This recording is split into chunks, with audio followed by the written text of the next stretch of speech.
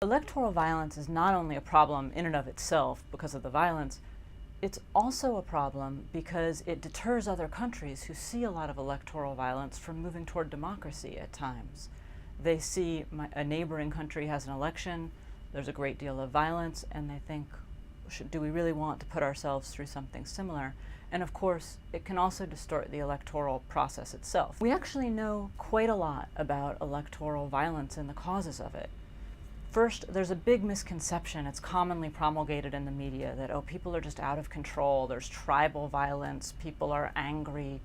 What we know is that that's rarely really the cause of electoral violence.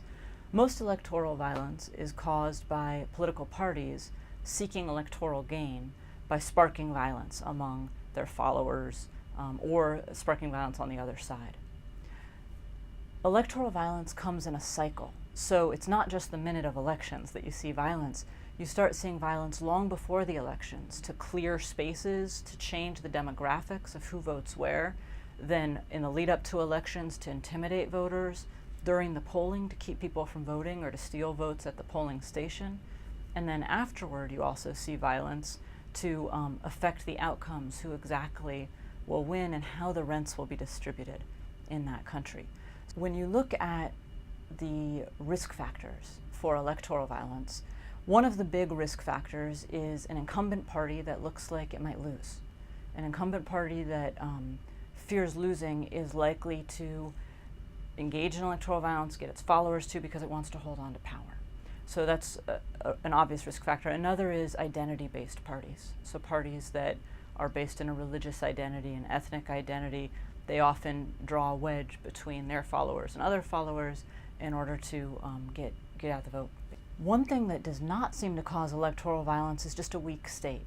There's a myth out there that, oh, you have a poor, weak state, it can't handle the election, and that's the cause of violence.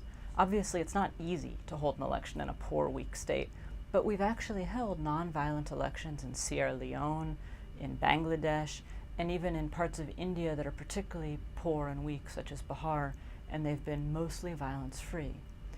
In Bangladesh, you had an election in 2008 that was mostly violence-free, and then on either side, very violent elections. And one of the things that we learned from that was the role of political parties in the violence.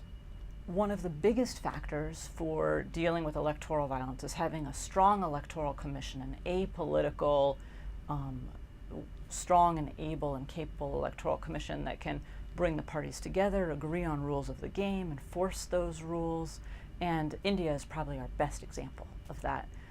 But how do you get from a politicized electoral commission or no electoral commission in a party-run election to having a strong apolitical electoral commission? That we don't know, and there's very little research on how to get from one to the other, and it's a big gap that we need to be looking at.